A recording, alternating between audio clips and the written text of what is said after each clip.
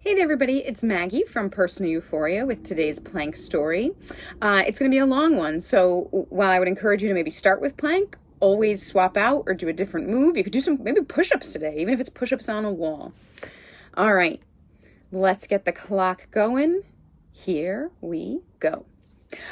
So I've had a number of experiences in smaller planes, but they don't always go well. Years ago, we went to Costa Rica and we were on about a 12-person passenger plane, and the air must have been pretty choppy, and so we would hit thermals and the plane would just like fall out of the sky and then keep going.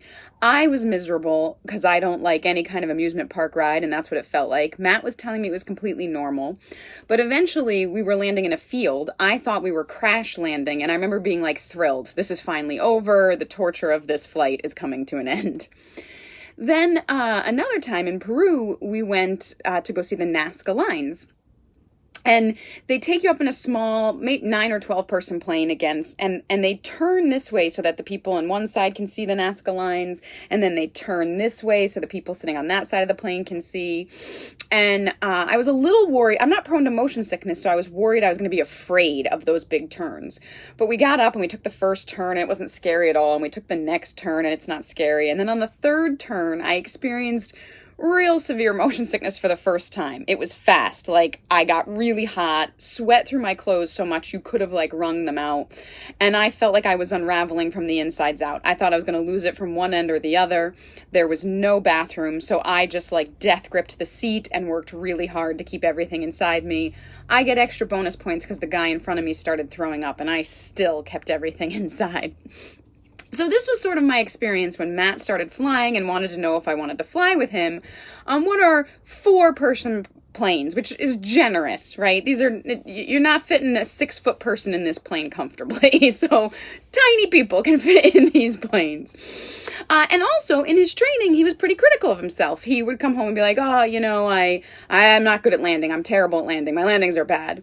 So when we came back to Pensacola, he said, are you going to fly with me? And I said, well, I don't know. You say you have these terrible landings. You're a new pilot.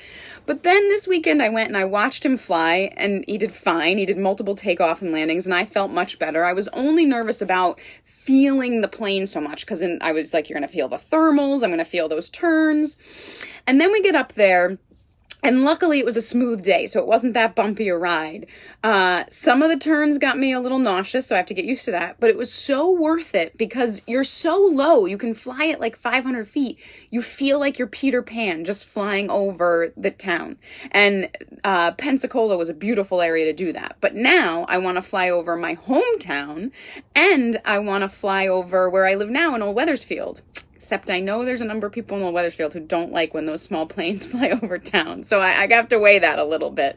But anyway, it was super cool. I will have to get used to it more. It's not like I'm totally not nervous, but really, really neat way to see the world. And now there's lots of parts of the world that I'm like, ooh, I'd like to see that from above. So anyway, changes your perspective a bit. Let's see. That was a 3-minute and 10-second plank. I hope you guys have a wonderful day and keep moving.